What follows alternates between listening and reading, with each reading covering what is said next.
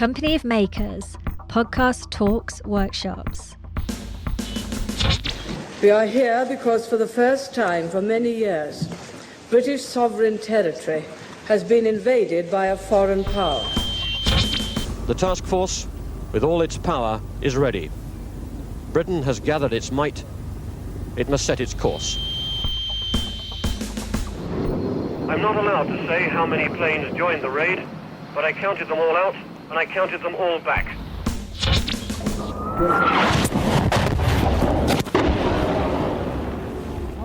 We're now between the two gun lines, and there's a right old artillery duel going on between them. There is a white flag flying over Stanley. Very marvellous. Welcome to Land, Sea and Air, Stories from the Armed Forces. In this series, we hear untold stories from the Falklands War, 40 years on. This is the story of the conflict, told by 8 different people who were actually there. Hi Steve, this series of Falkland Special episodes of podcast have so far lacked anything to do with submarines. I understand we're about to put that right. We are indeed, but to be fair, it's your own fault because you spend all your time hiding underwater. Yeah, we're not known as the silent service for nothing.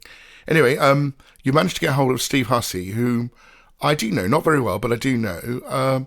So it'll be really interesting what he has to say. Yeah, this is another interesting story. His exploits, if that's the right word, on board HMS Onyx.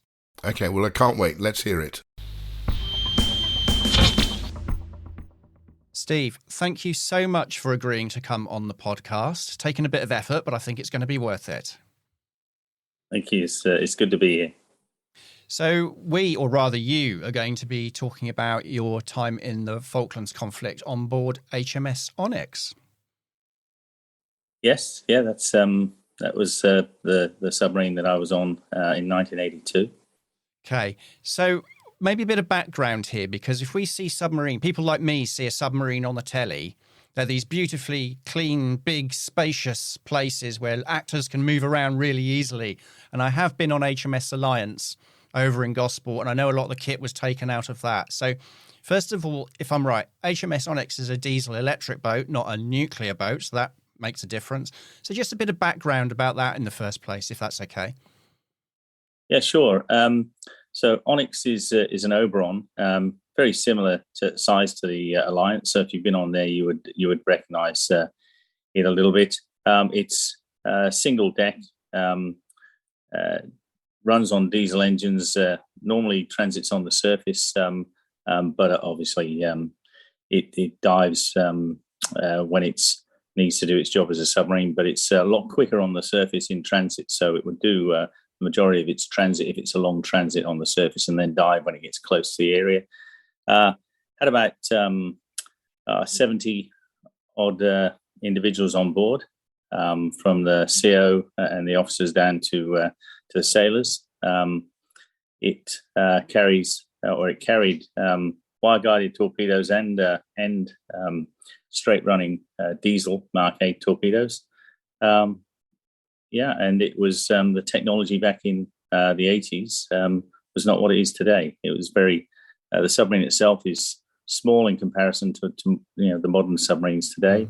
It was very cramped. When you've been on there for a while, the smell of diesel and the diesel was pervasive. Got into your clothes, got onto your skin. And you could tell us when we got back alongside after a long trip away. Can you still smell it to this day? No, I don't think I can, but my wife probably can. Okay, right, down to serious business. 1982. Tell me the story of how you came to be on board and the transit south, as you describe it. Well, it wasn't something anyone was really expecting. We all thought it would come to a political solution, and so it was a bit of a surprise when the war was notified.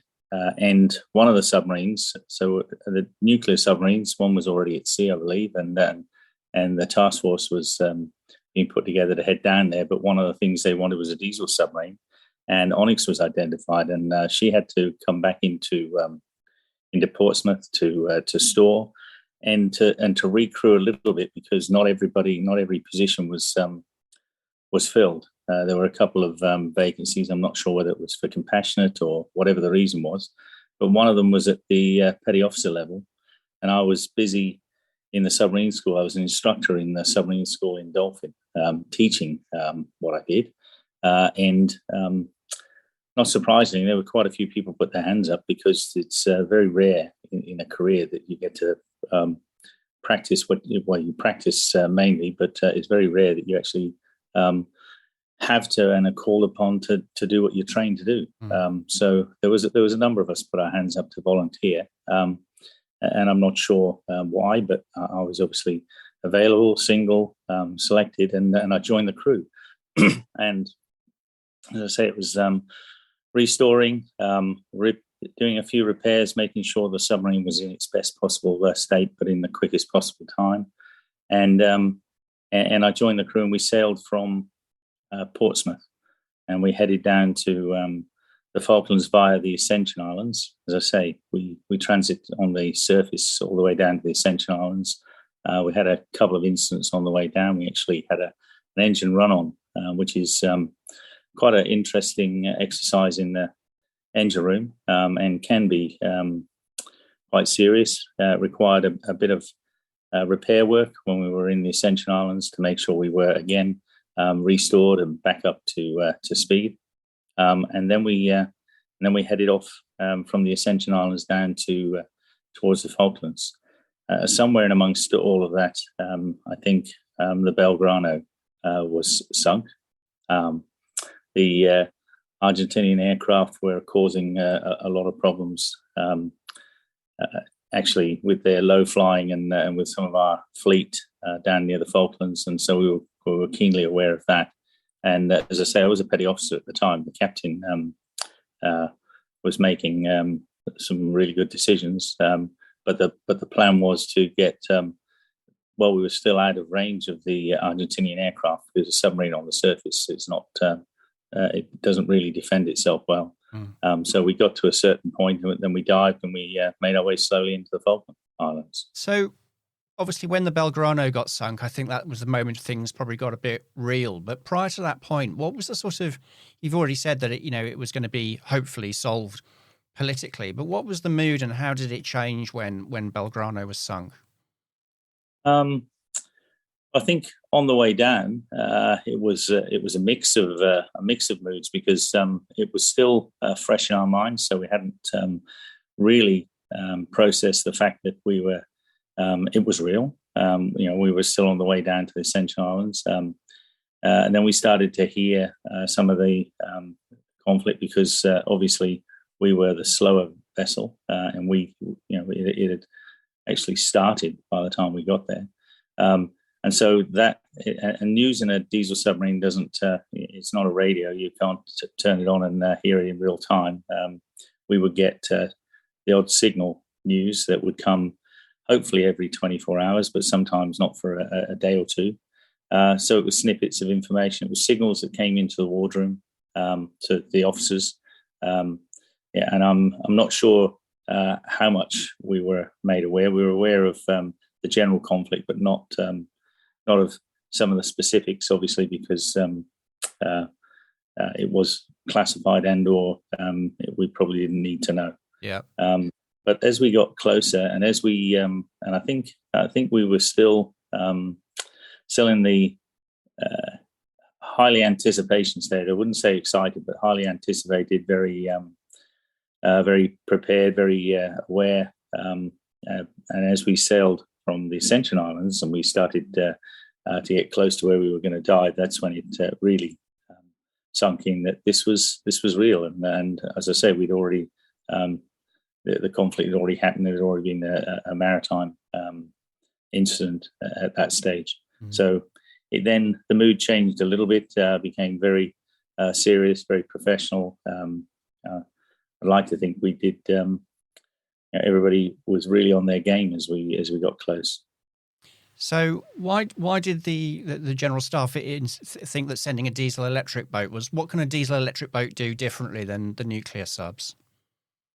Excuse me. Each submarine has its own skill sets, and different submarines are slightly better in different operational areas. And a diesel submarine was the smallest submarine, much smaller.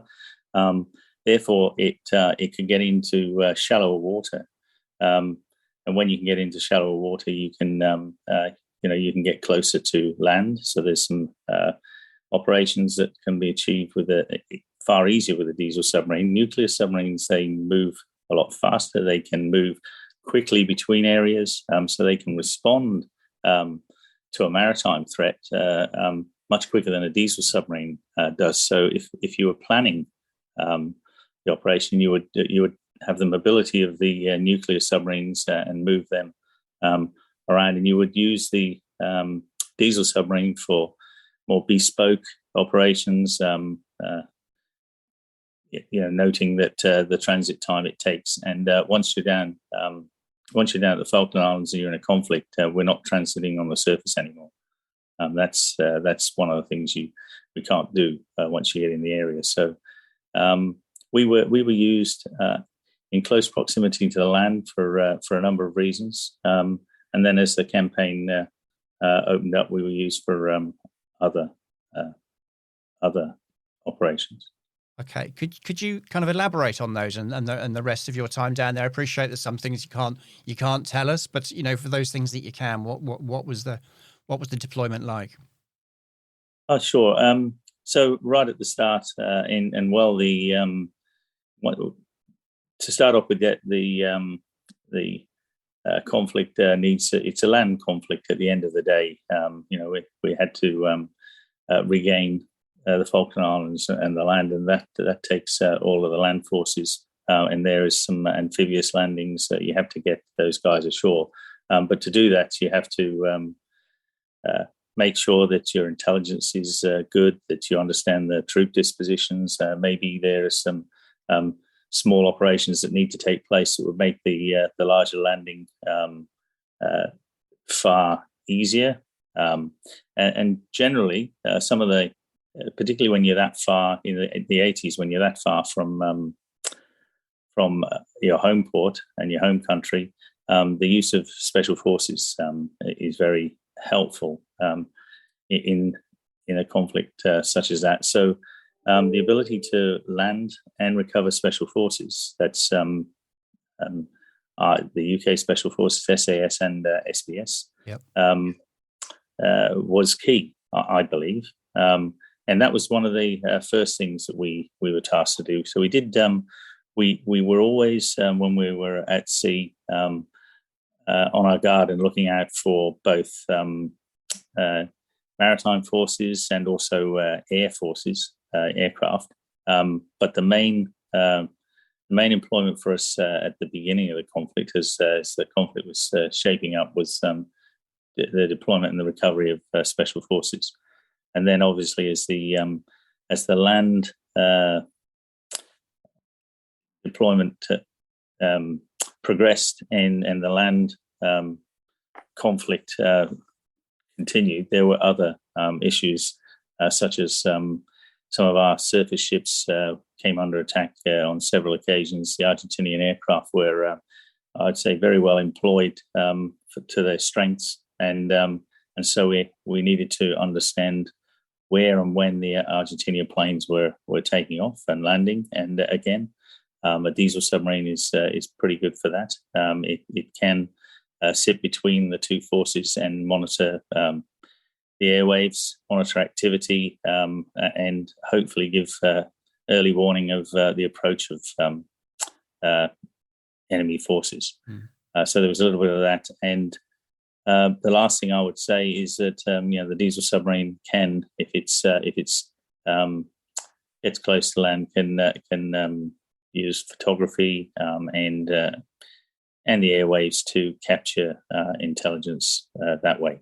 So a diesel submarine is, I like I say, it's not the fastest submarine, but if used correctly in the right places, it can do some things that not only the other submarines, nuclear submarines, couldn't do, but also it frees up the nuclear submarines for other missions.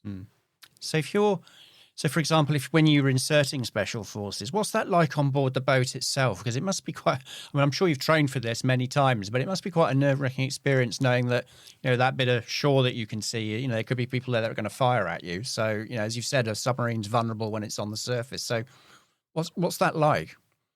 Well, obviously, none of this is done in daylight. None of this is done when there are known forces. So there's a bit of surveillance that takes place beforehand to make sure that there looks like there's no signs of activity. The landing site is picked quite carefully, and the approach is very slow and deliberate. And then, if all the conditions are right, and try not to do it in full moon either. A nice cloudy night generally helps as well. But if all the conditions are right, then it is a case of getting to the right position as close as you can get these guys and surfacing. And then it's a very quick and well drilled process to open up the submarine and get these guys off the submarine and then dive again. And of course, recovery as well. That must be, is that kind of you need to be at the right place at the right time kind of operation? Yeah, right place, right time. Communications are interesting and fairly quiet, but getting in contact is the first positive thing, because then you know that they're actually there and they're safe. And then there's a process to go through as they to get the submarine in position, and as they approach to then surface and again recover them on board and dive. But it wasn't as simple as dropping people off and then recovering them a day later. We would drop a group off, and we may never see them again. They would go on to other things, and we would recover. We would then move somewhere else and recover another. Very small groups of highly skilled individuals, and we got to.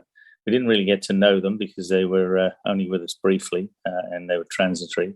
But a great bunch of guys and some really good company while they were on board.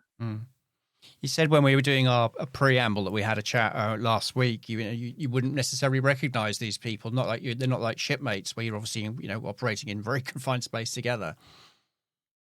No.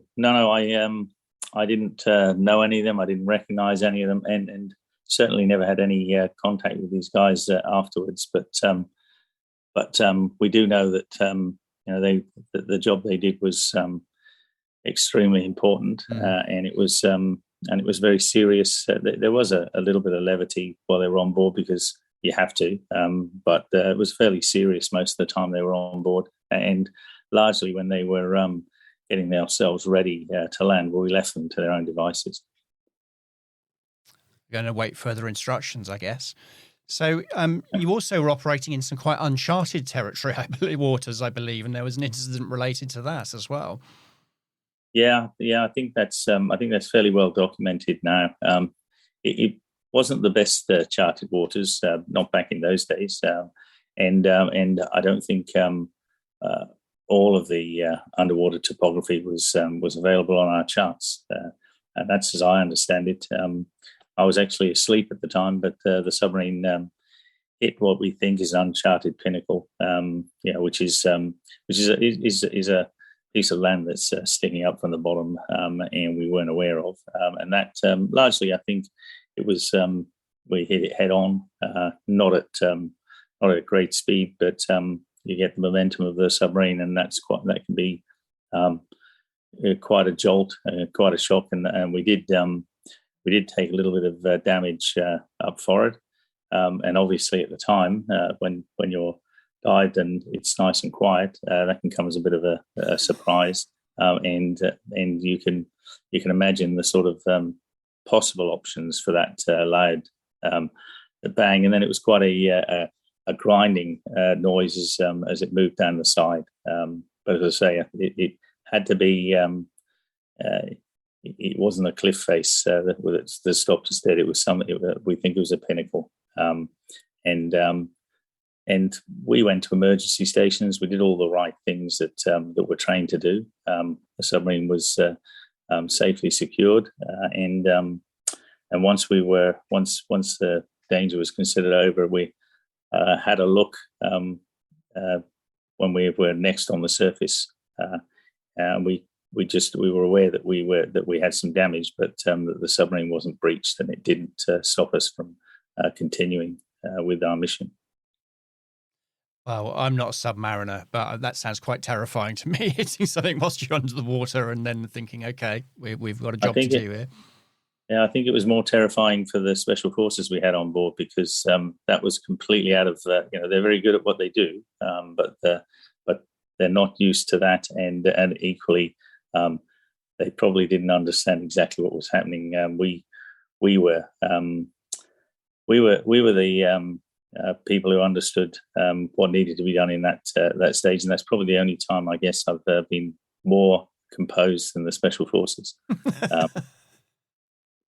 But that's interesting, isn't it? Because it's very difficult to sometimes to comprehend. But when you've got 30,000 people heading south on various ships, warships, submarines, that the team effort, the merchant navy, nurses, what have you, it's very.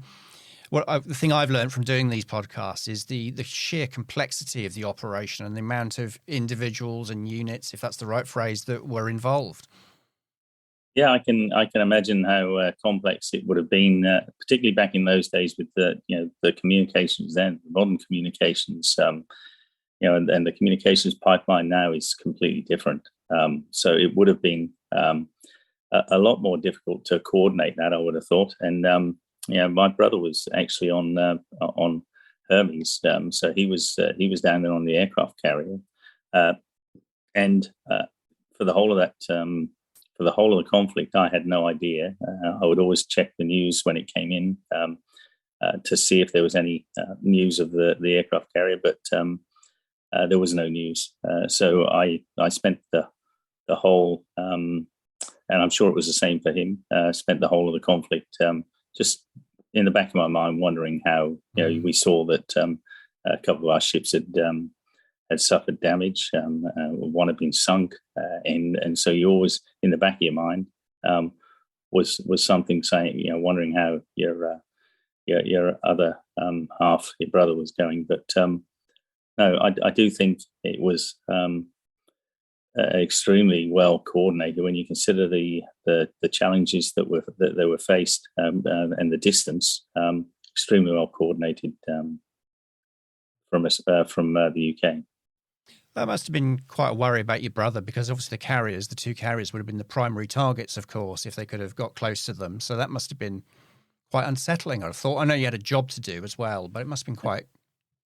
Well, I honestly one of the because obviously I did ask, being a sailor, you go and knock on the wardroom door and ask if there's any news, and I was just advised at the time that the aircraft carriers were out of range of the Argentinian aircraft and would stay out of range. There was literally no reason to get them within range of the aircraft, and that was probably the one thing that allayed any concerns I had at the time.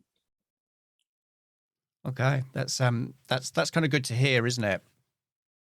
Yeah, it is. And you always look the officer in the eye and just to check that he's actually to see if you can see something in his body language. But I believed it at the time, and subsequently it turned out to be true.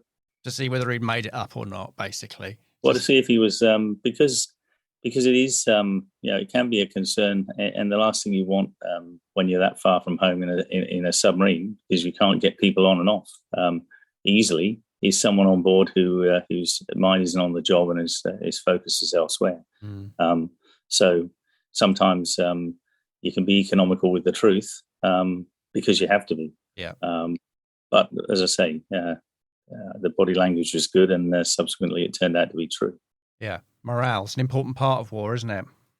The morale is, and to be honest, I think when you're, and it's probably the same on most vessels, but when you're in a submarine, which is pretty enclosed, there's nowhere to go. You have to get on with the people that you work with, and then when you are challenged by an operation and or a conflict, it becomes even closer. It was, that's probably the tightest community for the period of time we were there that I've ever experienced. I can imagine. So, what happened after the colliding with the Pinnacle? What happened? Well, we once we were assured that there was no issues, we continued with our tasking. We landed the special forces we had on board, and we waited for the next for the next task. Like I say, when the land war was or the land landings, etc., were well underway, and our land forces were advancing towards Stanley, there were other considerations like protection of our surface fleet from the aircraft, early warning of the Argentinian air when it was inbound, and a couple other things that we did, and then obviously towards the end we had the unenviable task of having to sink the Sir Galahad, which was one of our forces that had sustained a lot of damage, had been hit by Argentinian aircraft bombs, and it was a extremely damaged, smoking hull, if it were, miles from home. And the decision from the UK was to sink it in situ as a war grave, and it's still there today. And I believe the Sir Galahad bell is in the chapel in Port Stanley, and that was probably something I wouldn't have had expected to have done when we were sailing from Portsmouth. Yeah, just so our listeners know, Sir Galahad was one of the landing ships that was it in Teal Inlet, if my memory serves me. Yeah, it was a fleet auxiliary, so it's a RFA, Royal Fleet Auxiliary, ship support ship for the fleet, and I don't know the exact details of how it was struck, but it was attacked by aircraft, I believe, and severely damaged with quite a lot of loss of life, and some of some of the individuals were still on board.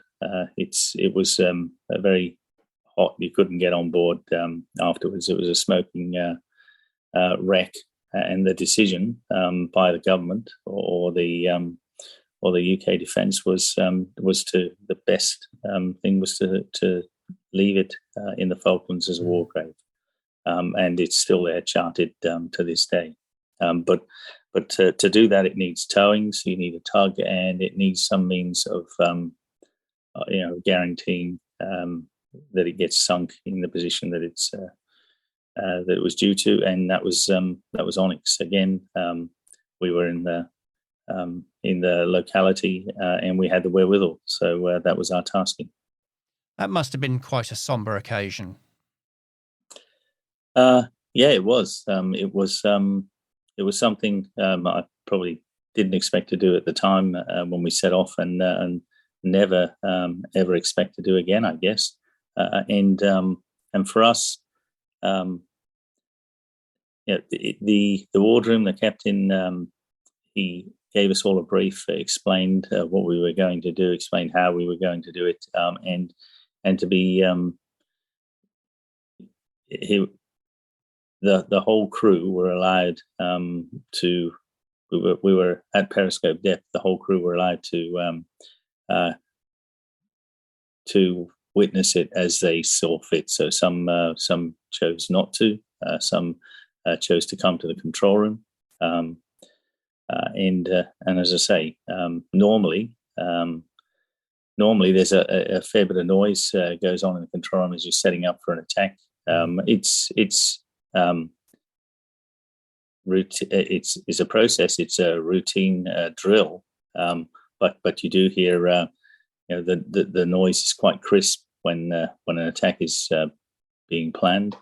This was nothing like that. This was extremely somber, very quiet as the orders were given, and then the periscope was up for the entire time, and the CO was on the periscope. So he was he was the only person who could actually witness it.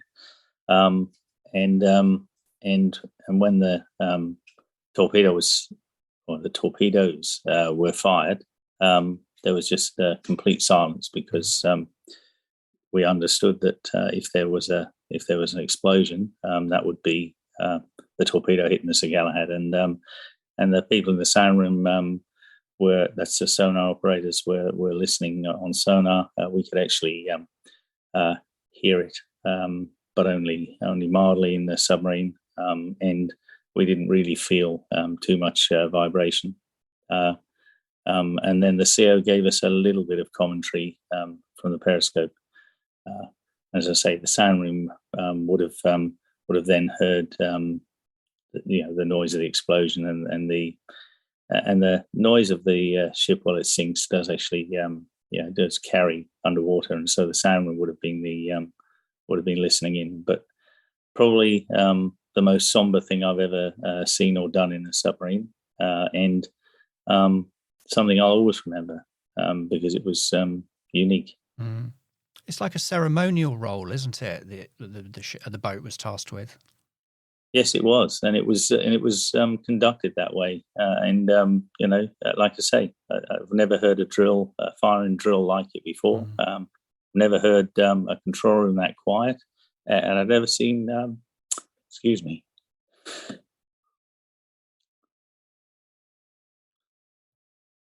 I've never seen those emotions in a control room ever. Steve, if you want to take a break, that's fine. It's all right. We can reset. That's okay. Okay. No, I felt like I think we felt privileged that someone had to do it, and I guess it was us. But as I say, long time ago now.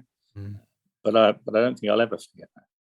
No, I can tell obviously by the way you're talking about it, and I think it's it's a difficult role, but it's an important role, isn't it? And I think that's a job well done. Yeah, difficult though it may be. Yeah, and it was done successfully and done well, I guess. And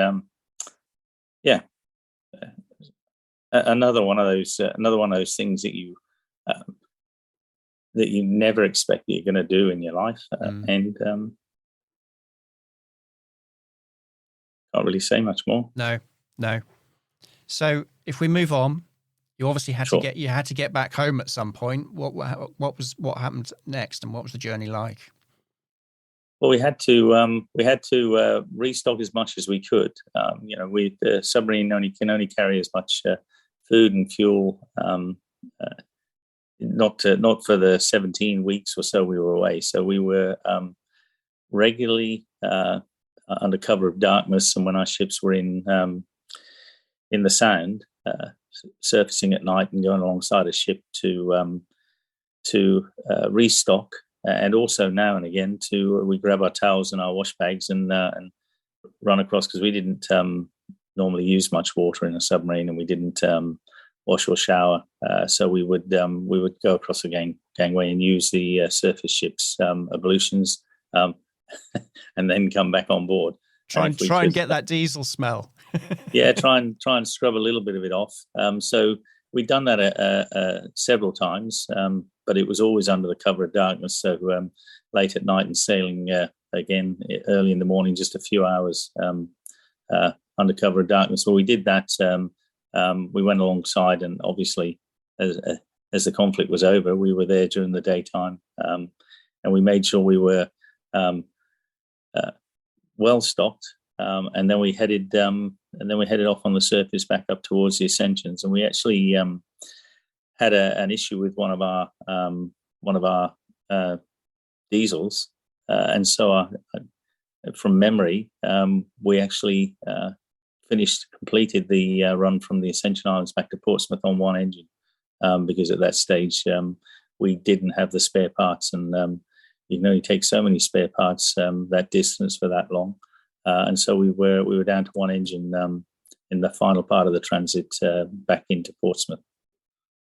And then when we got back to Portsmouth, we were a lot slower, and we were the last in my memory. There was I saw it on the telly afterwards. The fleet arrival back, and both sides of Portsmouth Harbour were lined with people, and there were tugs with the water cannons and lots of cheering. That had happened before we got there. We got there one evening a few days later. Came into Portsmouth late in the evening. Our formal arrival was the next morning during the daytime, because they wanted us to come alongside Dolphin in the daytime. So we went to a buoy with no fanfare. There wasn't anyone in Portsmouth Harbour when we came in that night, not that I was aware of. The next morning, we left the buoy and we came alongside Dolphin, and all our families and a band and everything were at Dolphin to meet us. But from memory, it was pouring with rain, so it was quite a wet homecoming. But all our families had come down and were on the jetty to meet us, and that was our return from the Falklands. And to share a photo with you, didn't I? Which I think may be of Onyx coming home, because I was a mighty 16 at the time all this happened, and I was a keen photographer with a very rubbishy camera, and took some photos of the ships leaving and returning. And I never knew the name of the submarine that I'd taken a photo of. I think I now know. Yeah, I'm fairly certain we were the only over on class submarine and diesel submarine to go down the Falklands conflict. So that photo you have is likely of us returning. Who knew that we would end up talking 40 years later? What a bizarre experience sometimes. What a small world. Small world, very small world. So, as you know, this podcast is working with the South Atlantic Medal Association. And I just wondered what your view is on the importance of reunions and sharing stories, and indeed the importance of you sharing your story today. So I agreed to do this just because, in my view, it is an important period in history, both for the UK and Argentina, and for all of those who took part on either side. And it's good to record accurately and in as much detail as you can as to what happened, because there are always lessons in there for the future. And being part of it, in 30, 40, 50 years, none of us are going to be around. And so the ability to capture it when you can is really important. And so when I heard that you were doing the podcast, and when you contacted me, I felt like it would be good to share my thoughts and memories. There will be others from Onyx who have different memories, or additional memories, and it would be good if you could capture them all, because it's when we're gone, if it's not captured, it didn't happen. And this is one way of letting people know, what it was really like. And as I say, it was something you can spend a whole career in the Defence Force and train and be highly trained and highly skilled for your entire career, and never be involved for real. And then occasionally, some of us actually have to or get to practice what we trained for, and it's cathartic as well. It's good to talk about it now and again. Yeah. As you know, we've been trying to get stories from people that haven't told their stories before, or from a different perspective. And you gave this wonderful phrase of "from the deck plates." That's correct. Yeah. Yes. Do you just explain what that means? Because I quite liked it. Look, when you want to know what's happening on a ship or a submarine, you go and talk to the crew, and if you talk to the wardroom, that is the officer's view. Sometimes you'll get a slightly different view, not always, but you get a different perspective when you go and talk to the sailors, and that in Navy terms is getting it from the deck plates. At the time I was 23 years old. I was a petty officer, but a sailor, and originally a communicator who'd moved onto the combat system, so worked in the control room.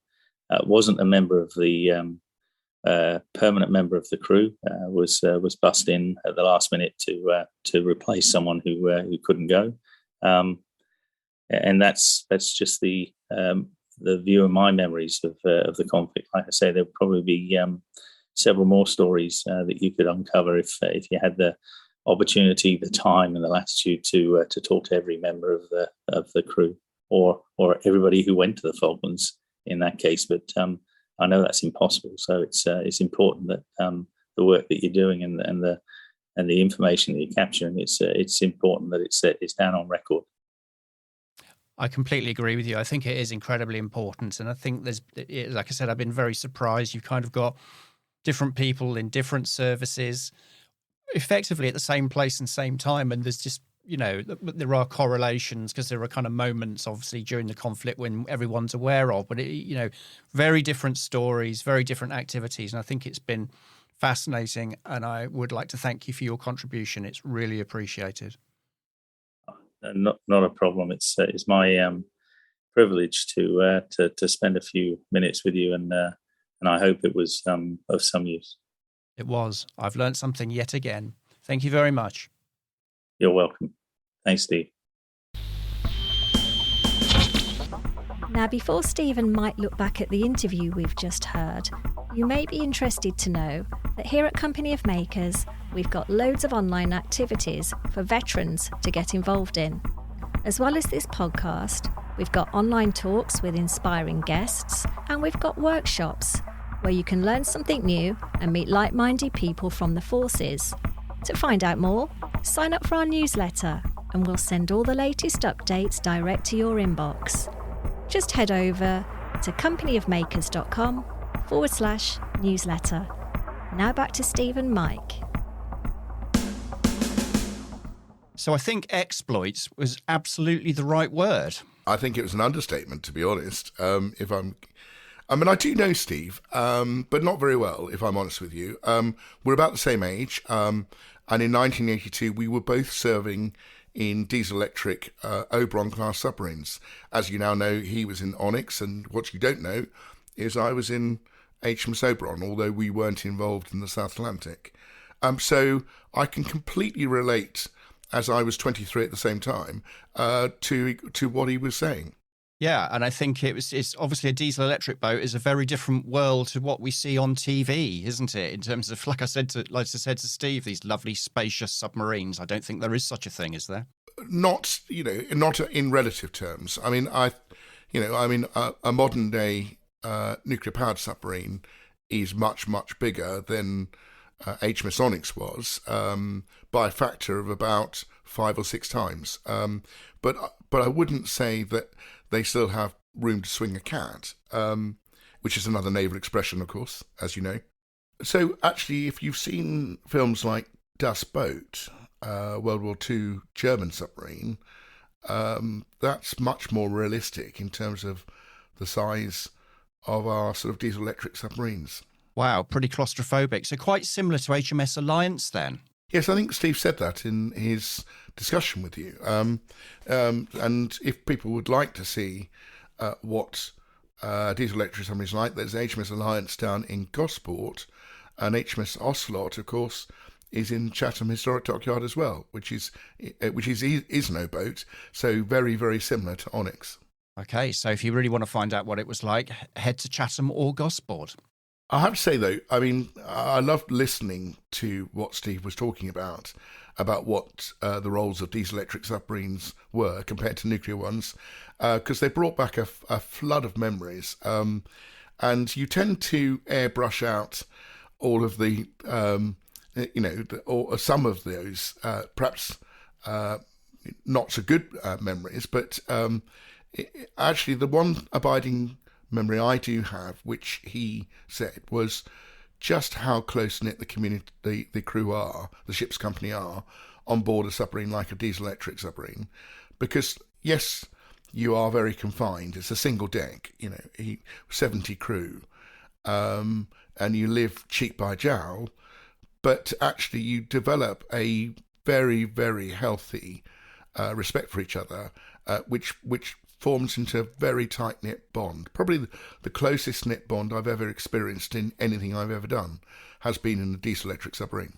I guess you have to, though, don't you? Because everyone has an absolutely critical role to play. It's not, you're not a passenger ship after all said and done. Yeah, we don't carry passengers. We carry trainees who don't wear the coveted dolphin badge, but once you've passed all of the exams, and everyone, irrespective of rank, has to do it, and you are awarded the coveted dolphins, that means that you are a trained and competent member of the ship's company with a role to play that everyone else relies on, no matter what's your position.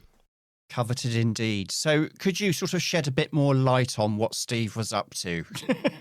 Up to a point, I suppose. I mean, he talked about the need for a diesel-electric submarine as part of the task force, because diesel-electric submarines can get in closer to shore. They're in shallower waters. They're quieter when they're operating on battery only, and they saw a need to have that facility. I think almost certainly to insert Special Forces, SBS and SES. So they can get on the ground intelligence. He spoke about, the retaking of the Falklands as being a land campaign ultimately, and therefore they needed to get intelligence of land positions and enemy formations and things like that. And the best way of doing that was to land Special Forces to observe. And a diesel-electric submarine was the most discreet, covert and best unit to do that, which is why she was brought in. She does have the disadvantage, as Steve said, of not being on nuclear propulsion, that it was a much slower transit to get down there. They weren't down there until late April, early May, because of the time it took to transit there, and they had to transit for the first half on the surface. And just to explain that, a diesel-electric submarine has an electric motor which powers its propulsion, and that's run from an electric battery when it's dived, but that battery needs to be charged up, and so it has two diesel generators that can operate either on the surface or at periscope depth with a snort mast raised, drawing in air and expelling exhaust fumes. And the fastest way is to go on the surface with the diesel engines on, but it's not very covert. So once they got south of Ascension, they had to become more cautious and spend more of the time, particularly daytime, dived on main batteries rather than on the diesel engines. I think it's quite interesting as well, because obviously, as you know, we've got the Ukraine war going on as we're recording this. And of course, every single day we're seeing satellite photos, we're seeing social media. Of course, none of this kind of technology in terms of what we're used to now existed 40 years ago. So it was absolutely essential to get eyes on the ground, isn't it? Which is why it's necessary to insert Special Forces. Yes, and also a submarine that could get quite close inshore as well could use its periscope and its electronic warfare antenna to see what was going on, subject to visible limits, and photograph it, and also to listen to what was going on if it was unencrypted. So they were very good at intelligence gathering. They are still very good at intelligence gathering, and that's a large part of what submarines do in peacetime, even today. So So I can understand why. He made a comment as they were transiting south that I think every one of your discussions has come across with this point, which is they were not expecting a shooting match. They all expected to be resolved politically or diplomatically. And the mood was high, as being part of, a big task force. But that mood changed to a much more sober, professional one once they got to a certain point and realised it was going to be a shooting war. And people were going to get hurt or die. Ships were going to get lost. And that's sort of a theme that's come through the whole of these discussions you've had, I think. With the possible exception of Carol, of course, who was a Falkland Islander and was absolutely sure it was going to come to some sort of shooting war because it already had.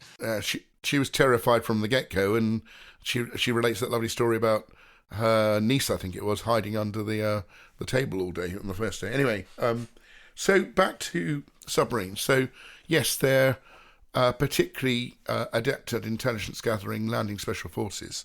The other thing they can do is they can act as, he used the term air picket, I think, which is they can sit off the airfields or between the airfields and the Falklands on Argentinian mainland and let the task force know of upcoming air raids, which must have been useful in terms of preparation. And we may well have lost more ships than we did if we hadn't had a number of submarines doing that, because I know that other submarines were involved in that as well. So it's all part of, a range of capabilities that in the task force that all complement each other and all help each other to a, certain outcome. And that role was also absolutely critical, wasn't it? Because the transit time from Argentina to the Falklands is not very long at all. So you don't have much. The fleet doesn't have much time. All the ground forces don't have much time to prepare, do they? If they don't have any early warning. No, they didn't have much time, even with the early warning. It was a matter of seconds and minutes, not minutes and hours. So, and as we know, we still lost ships because of the way the topography often hid radar contacts. Anyway, back to HMS Onyx. I did know that she was involved in landing special forces, so I'm glad that Steve was able to talk about that in a bit more detail. And another time we can talk about how they actually do it. It's a fascinating process, and I practiced it a lot of times when I was in submarines. I did also know that they'd hit an uncharted pinnacle, and we know that our knowledge of the Falklands wasn't as extensive as it now in terms of topography, certainly water hydrography and things like that. It's much better surveyed now, but you can only go on the best charts you've got, and if there's an uncharted pinnacle and you hit it, there's no one's fault. It's just that James Cook's landline soundings didn't hit that pinnacle when he took it in 1765 or whenever it was, So we didn't have the watercolour of the pinnacle, because they did a lot of that, didn't they? They actually created watercolours and drawings of the coastline. Yeah. So luckily, despite hitting it, it didn't cause any significant damage or more importantly, stop them in their mission, which shows you how well built the submarine was. But then he talked about something I didn't know, and I think took away both your breath and, when I listened to it, my breath as well, which was the instruction then to sink the Sir Galahad once they realised that there was nothing else they could do, and she needed to be consigned as a war grave in situ. As you know, I speak to all the guests before we do the recording session, so I was aware that he was going to talk about this. But when we came to the recording, clearly, the moment, the emotion, and as he said, he hadn't really talked about it. And I was just trying to kind of understand what that experience must have been like, because it's such a, it's something. I remember him saying it's not something you train for, so you're not prepared for it. And of course, why would you be? It isn't something you're trained for, and as he said, they weren't expecting it and not expecting ever to do it again. It must have been I mean, they did what they were told to do, and they did it professionally, and it was very well executed, with all the right decorum and things like that. But I can't imagine how what they felt about it, except that, you know, even 40 years on, there was a break in his voice when he was talking about it. So even now, 40 years on, he's still affected by that. And that's another common experience that we've had, is that some of these memories are so vivid for the veterans that 40 years hasn't changed anything. Absolutely. People that, you know, serve the Falkland Islanders, they're all still living with that experience, aren't they? Yeah. Yeah, and he says of that, it was a long time ago, but it was something he'll never forget about.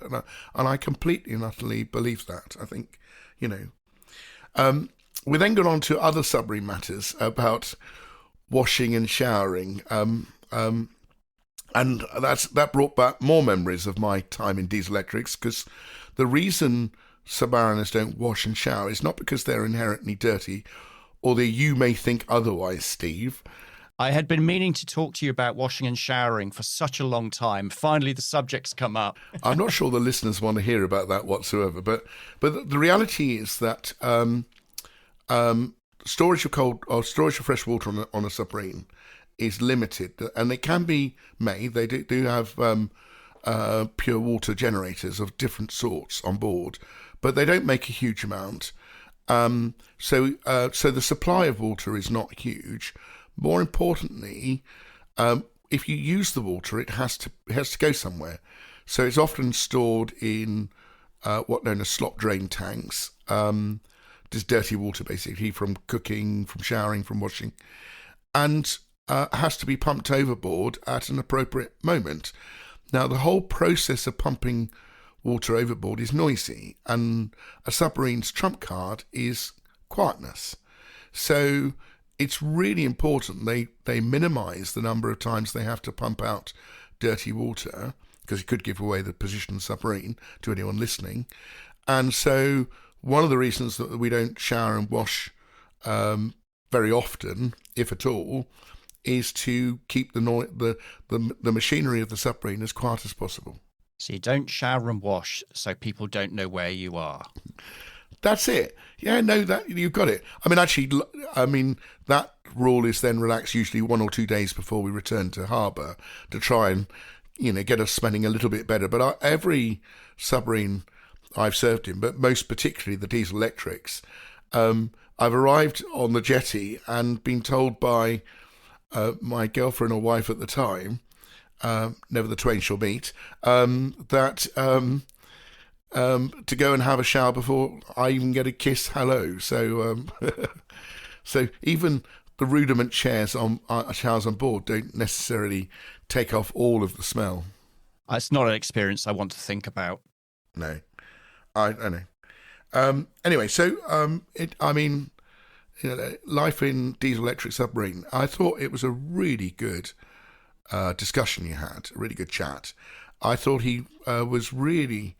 I loved the way he spoke about it. It was kind of matter of fact, but you could tell the professionalism in everything that he said, the pride he had in what they did, the somberness in some of the things that had to happen, and also, but the fact that, albeit 40 years ago, it's still very vivid in his mind. Mm.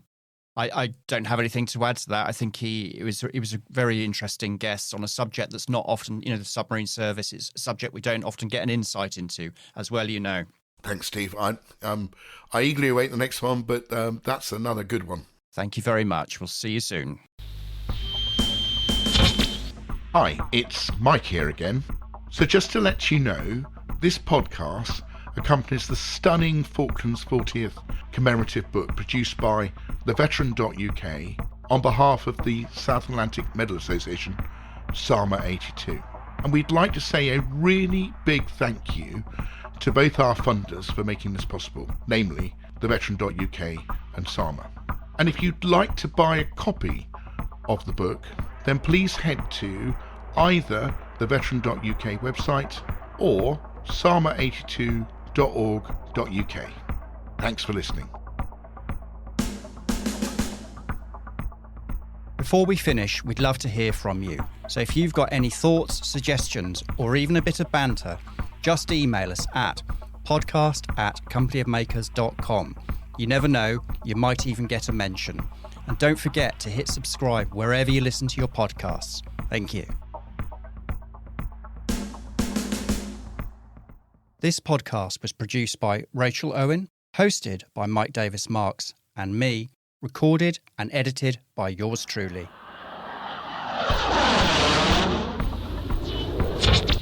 Company of Makers, podcast talks, workshops.